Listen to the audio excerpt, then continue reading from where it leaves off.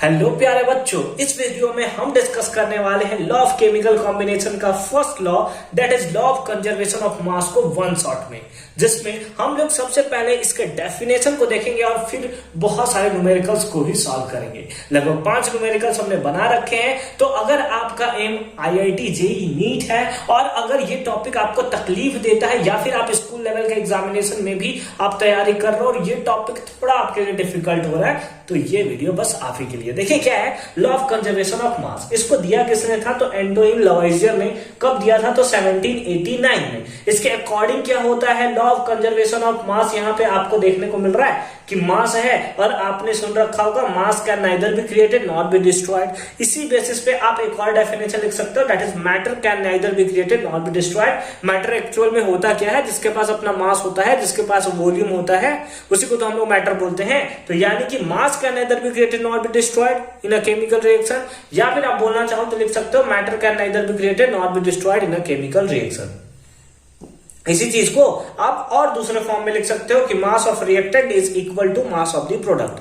यानी कि अगर हमने एक एग्जांपल लिया है H2 + O2 और ये प्रोडक्ट बनाता है H2O, सबसे पहले आपको इक्वेशन को बैलेंस्ड करना है। ठीक है, लेट अस सपोज हमारे पास क्या था, H2 + O2 गिव्स H2O। तो अगर हम लोग यहाँ पे देखें तो हाइड्रोजन 2 हाइड्रोजन 2, ठीक है, ऑक्सीजन 2 था ऑक्सीजन 1 था, तो हमने यहाँ पे इसको बैलेंस करने के लिए इधर हुआ, जिससे हाइड्रोजन 4 हो गया, तो यहाँ पे हमने हाइड्रोजन को 4 कर दिया। अगर मास चेक करें तो एक हाइड्रोजन का मास कितना होता है 1 और ऑक्सीजन का मास कितना होता है दैट इज 16। तो 4 हाइड्रोजन का 4 और एक ऑक्सीजन का 16, तो 2 ऑक्सीजन का 32। टोटल मास इधर कितना आया दैट इज 36। इधर काउंट कर लेते हैं H2 का, H2 का 2 हुआ और 2 और 16 18, 18 दोनों का 36, ठीक है 36। तो ये है लॉ ऑफ कंजर्वेशन ऑफ मास। हालांकि ये जो है बहुत ही पुराना मेथड है, आप देख रहे हो 1789 में। अब आपको पता है कि एक आता है हमारे पास कि मास एनर्जी कन्वर्जन, जिसमें हम लोग जानते हैं कि E = mc² होता है। यानी कि किसी के पास मास है तो वो टोटल यूज नहीं कर सकता है, यानी जितना रिएक्टेंट में है उतना प्रोडक्ट में नहीं होगा, वो जो है कुछ एनर्जी के फॉर्म में भी खर्च हो जाएगा, खत्म हो जाएगा। तो ये बहुत पुराना लॉ है, बस आपको पढ़ने को यहां मिलता है, लेकिन ये एक्चुअल में अप्लीकेबल नहीं है, क्योंकि जितना रिएक्टेंट में मास है उतना ही प्रोडक्ट में मिले ऐसा पॉसिबल नहीं है। कुछ मास जो है एनर्जी के फॉर्म में कन्वर्ट हो ही जाएंगे। ठीक है, तो यहां से ये वाला जो टॉपिक है कि मास ऑफ रिएक्टेंट जो होगा वो इक्वल होगा मास ऑफ प्रोडक्ट के। रिएक्टेंट में जितना भी होगा सबका मास जो होगा वो इक्वल होगा किसके? मास ऑफ प्रोडक्ट के। ये आपको एकदम ध्यान रखना है। ठीक है, अब इसके बेसिस पे हम लोग चलिए न्यूमेरिकल्स स्टार्ट करते हैं एक एक करके।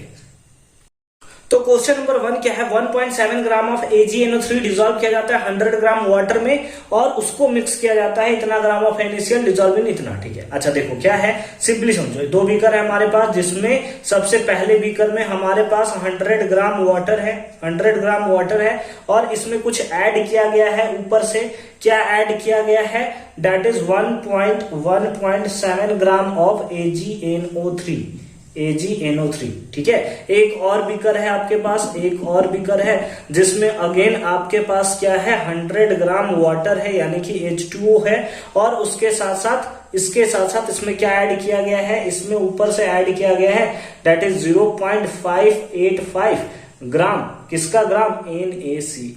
NaCl का ऐड किया गया है। ठीक है, अब इसके बाद क्या बोलता है, जब इन लोग दोनों को मिक्स किया जाता है ना, तो इतना ग्राम AgCl बनता है और इतना ग्राम NaNO3 बनता है। ठीक है, ठीक है सर। यानी कि अगर सिंपली आप रिएक्शन देखो ना, तो क्या हो रहा है, जब AgNO3 को किसके साथ मिक्स किया जा रहा है?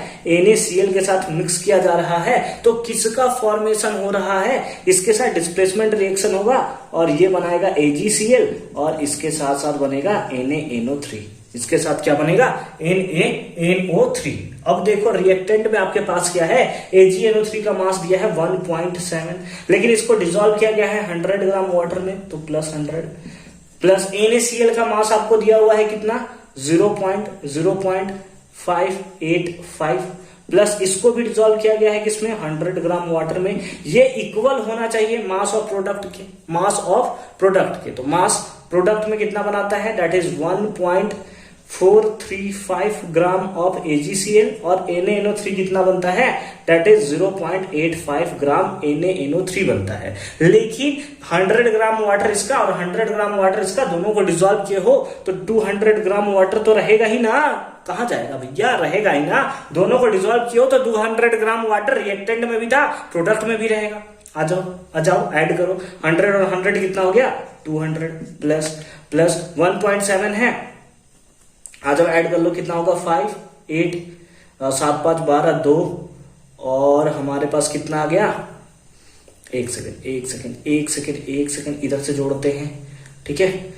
देखो कितना हो गया, 5 है तो 5 हो गया, इन लोग दोनों का ऐड कर रहे हैं ना, 5 है, 8 है तो 8 हो गया, 7 5 12 कैरी 2, ठीक है, और 0.1 पॉइंट कितना, सॉरी 0.2 1 और 1 2 हो जाएगा ना, ठीक है, इतना हो गया, इक्वल्स टू इसको ऐड करते हैं, ये तो 200 पहले से रहेगा, ठीक है, प्लस इसको ऐड करते हैं तो कितना हो गया, दैट इज 5 और 3 8 8 4 12 कैरी 1 और 1 2, आओ ऐड कर लेते हैं, कितना होगा 202.285 और इतना इधर कितना हुआ, सेम ही तो होगा सर, 202.285 दोनों तरफ क्या है, इतना ग्राम हमारा प्रोडक्ट फॉर्मेशन हुआ है। यानी कि mass of the reactant is equals to mass of the product हमें देखने को मिल रहा है। तो ये जो है बिल्कुल जस्टिफाई कर रहा है, किसको जस्टिफाई कर रहा है, that is law of conservation of mass को। आई होप कि ये कॉन्सेप्ट आपको अच्छे तरीके से समझ में आया होगा।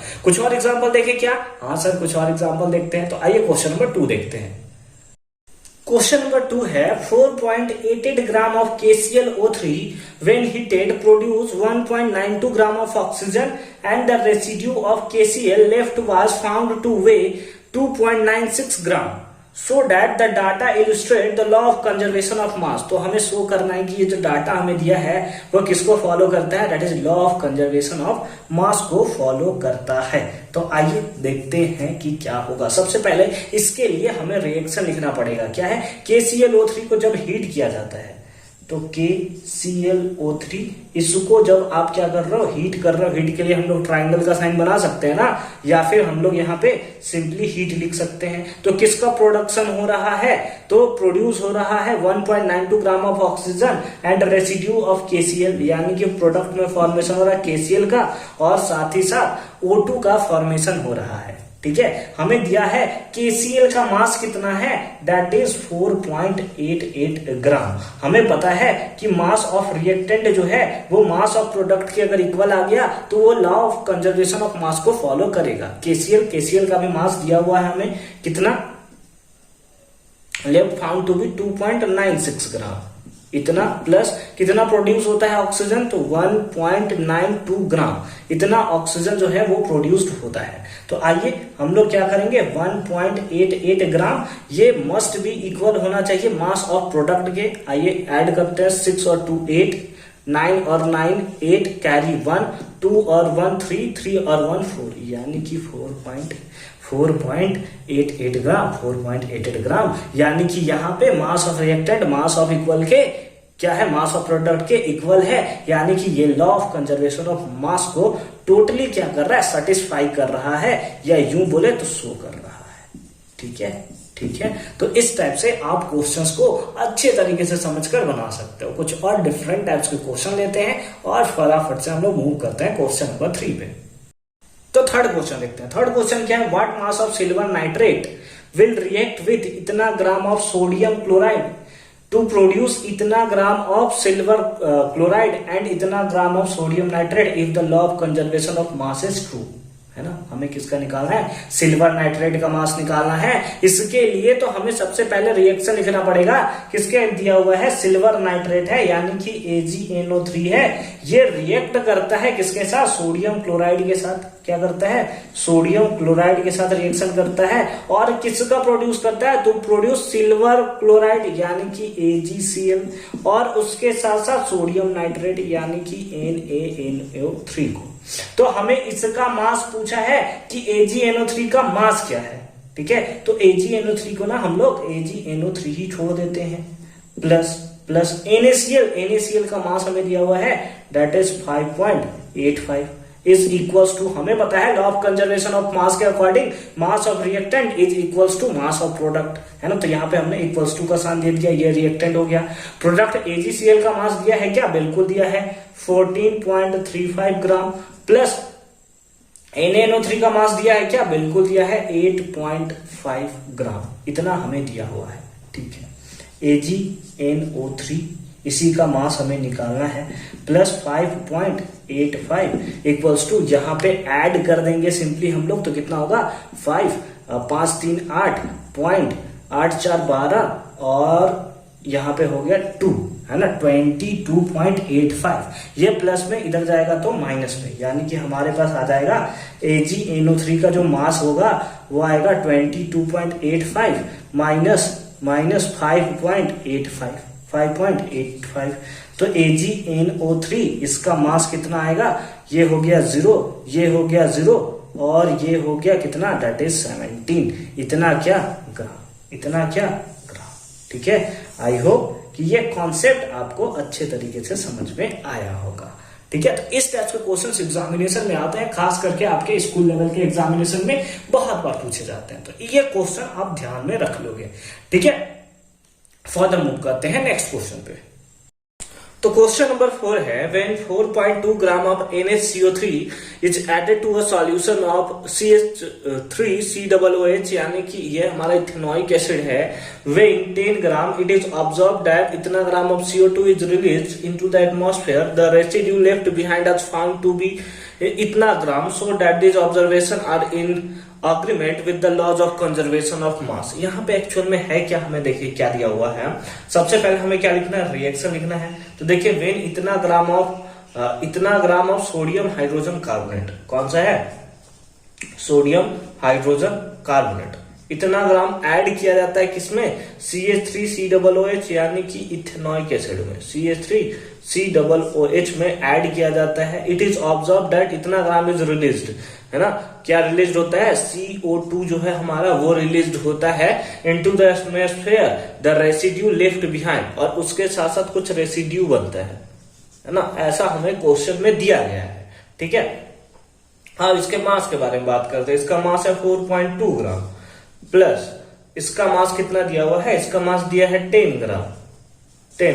हमें पता है मास ऑफ रिएक्टेंट वो इक्वल होना चाहिए मास ऑफ प्रोडक्ट के, तब वो law of conservation of mass को फॉलो करेगा।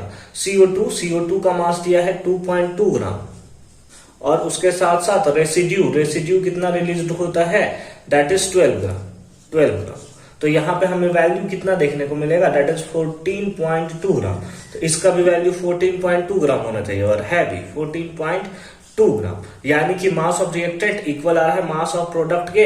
इसका मतलब है कि ये जो है वो laws of conservation of mass को बिल्कुल अच्छे तरीके से फॉलो कर रहा है, प्रूव कर रहा है, ठीक है। और ये है हमारा laws of conservation of mass का टोटली, ये जो है आपको एक बारे में बेसिक्स प्रोवाइड करता है। हालांकि इस टाइप से क्वेश्चंस आपके एनसीईआरटी बुक में तो नहीं है, लेकिन फिर भी आपको इस टाइप से क्वेश्चंस कर लेने हैं, ठीक है, ताकि अगर एग्जामिनेशन में आया तो आपको कहीं भी इशू ना हो। अब यहाँ पे है सर, आपने बोला था रिएक्शन जो है कंप्लीट रहे तो ज्यादा सही लगेगा, तो सोडियम हाइड्रोजन कार्बोनेट है, जब वो एसिड के साथ रिएक्शन करता है, आपको पता है सॉल्ट वाटर, हालांकि यहाँ पे हमें रेसिड्यू दिया है, रेसिड्यू के प्लेस पे हमारा क्या होता है, एक सॉल्ट का फॉर्मेशन होता है, कार्बन डाइऑक्साइड बनता है, और वाटर का फॉर्मेशन होता है। इसी को इसने बोल दिया है कि ये रेसिड्यू है। तो हमें ऐसा कोई इतना टेंशन लेने की बात नहीं है, जितना हमें डेटा था उसके अकॉर्डिंग रेसिड्यू था। रेसिड्यू के अंदर NaCl और H2O दोनों आते हैं। मैं बस आपको दिखा दिया, NaCl नहीं, सॉरी, सोडियम एसीटेट बनेगा, क्योंकि यहाँ पे जो एसिड है वो हमारा कौन सा है, एसिटिक एसिड है।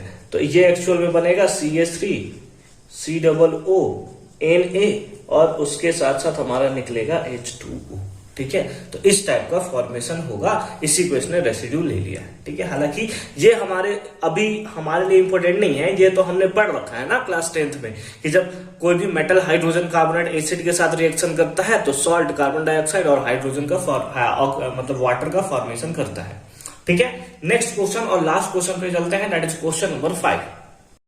अब क्वेश्चन नंबर 5 जो है वो भी कुछ कहीं ना कहीं मिलता जुलता है क्वेश्चन नंबर 4 से। सबसे पहले आप पॉज करोगे और खुद से सॉल्व करोगे।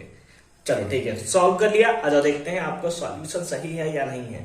हमें क्या दिया है कि इतना ग्राम NH3 आर एडेड टू इतना, यानी कि सिंपली हमें दिया है कि NaHCO3 जो है इसको ऐड किया जाता है किसके साथ, इथेनॉइक एसिड के साथ, एसिटिक एसिड के साथ, CH3COOH इसके साथ ऐड किया जाता है। ऐड करने के बाद the residue is found to at इतना, यानी कि हमें बोलता है इसके बाद रेसिड्यू बनता है। क्या बनता है आप समझ गए है ना, वाटर बनेगा और हमें कार्बन डाइऑक्साइड दिया है, ठीक है, तो वाटर और साल्ट बनने वाला है इधर, और उसके साथ साथ CO2 जो है वो रिलीज होता है। इसका मास हमें दिया है दैट इज 6.3 ग्राम, प्लस इसका मास हमें दिया हुआ है दैट इज 15 ग्राम। ये इक्वल होगा क्योंकि law of conservation of mass के अकॉर्डिंग हम लोग जानते हैं, क्या जानते हैं, mass of reactant is equals to mass of product. इसका मास हमें दिया है, रेसिड्यू का मास हमें दिया है दैट इज 18 ग्राम।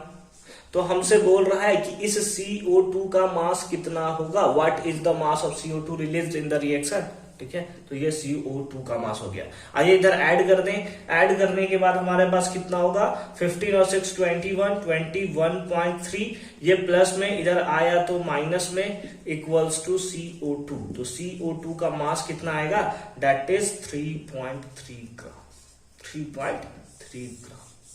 और ये हो गया हमारा क्या, सिंपली आंसर। सिंपली क्या हो गया, आंसर हो गया। तो ये हमारे 5 क्वेश्चन थे जो law of conservation of mass के अकॉर्डिंग हमने लिए थे।